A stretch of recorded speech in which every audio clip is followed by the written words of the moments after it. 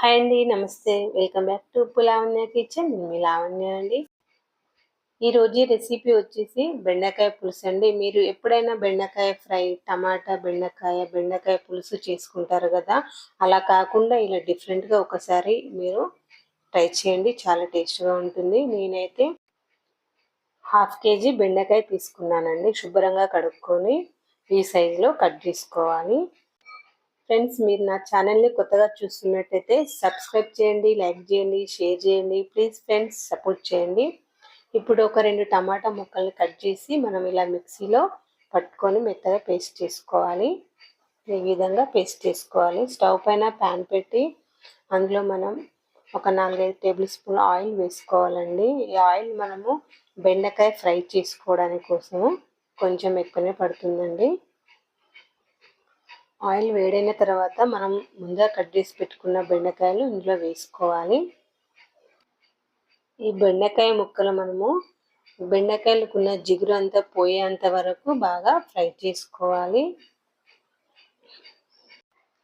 వీడియోని స్కిప్ చేయకుండా చూడండి ఫ్రెండ్స్. మీరు మీ ఇంట్లో తప్పకుండా ఈ రెసిపీని ఒకసారి ట్రై చేయండి. మీకు నచ్చినట్లయితే మీకు ఎలా కుదిరిందో నాకు కామెంట్ చేయండి ఫ్రెండ్స్. ప్లీజ్ లైక్ ఇవ్వడం మాత్రం మర్చిపోకండి. ఇలా జిగురంతా పోయేంత వరకు ఫ్రై చేసుకున్న తర్వాత మనం వేరొక ప్లేట్లోకి తీసుకోవాలి. ఇలా బెండకాయ ముక్కల్ని అన్నీ తీసుకున్న తర్వాత అదే ప్యాన్లో మనము పోపుకు సంబంధించినది జీలకర్ర, ఆవాలు, మినప్పప్పు ఇలా వేసుకోవాలండి. తాలింపు గింజలు వేసుకొని ఒక నిమిషం పాటు ఇలా ఫ్రై చేసుకున్న తర్వాత ఇందులోనే ఒక 4 పచ్చిమిర్చి ఇలా చీల్చి వేసుకోవాలి. ఒక మీడియం సైజ్ ఆనియన్స్ చిన్న ముక్కలుగా కట్ చేసుకొని వేసుకోవాలి. వీటిని బాగా ఫ్రై చేసుకోవాలి. 1/2 టేబుల్ స్పూన్ అల్లం వెల్లుల్లి పేస్ట్ ఇలా కచ్చపచ్చ దంచుకొని వేసుకోవాలండి. ఇలా వేసుకుంటే చాలా టేస్ట్గా ఉంటుంది. ఇలా బాగా ఫ్రై చేసుకోవాలి. 1/2 టీ స్పూన్ పసుపు వేసుకోవాలి. 2 రెమ్మల కరివేపాకు వేసుకోవాలి. ఆ తర్వాత మనం ముందుగా టమాటా ముక్కలు పేస్ట్ చేసుకున్నాం కదా, ఆ పేస్ట్ని ఇందులో వేసుకోవాలి. ఇదొక 2 నిమిషాల పాటు బాగా ఫ్రై చేసుకోవాలి.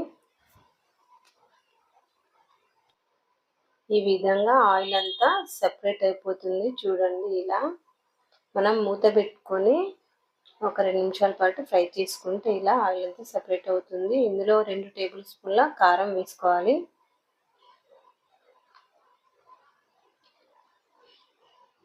1/2 టేబుల్ స్పూన్ సాల్ట్, రుచికి సరిపడే సాల్ట్ వేసుకోవాలి. ఇలా ఒకసారి ఇలా ఫ్రై చేసుకొని ఇందులో 1 టేబుల్ స్పూన్ ధనియాల powder, 1/2 table spoon garam masala ఇలా వేసుకొని బాగా కలుపుకోండి.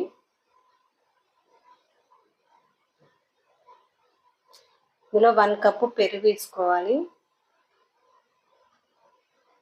ఒకసారి బాగా కలుపుకోండి. ఇలా బాగా కలిపిన తర్వాత మనం ఒకసారి మూత పెట్టి ఒక 2 నిమిషాల పాటు ఉడికించుకోవాలి. చూడండి, ఇలా ఆయిల్ అంతా సపరేట్ అయినప్పుడు ఇందులో కొన్ని వాటర్ వేసుకోవాలి. వాటర్ వేసుకొని ఉడికించుకోవాలి. ఇప్పుడు మనం ముందుగా బెండకాయ ఫ్రై చేసుకున్న ముక్కలు ఇందులో వేసుకోవాలి. వేసుకొని ఇలా బాగా కలపండి. చూడండి, ఆయిల్ అంతా సపరేట్ అయిందని మరికొన్ని వాటర్ వేసుకొని ఉడికించుకోవాలి.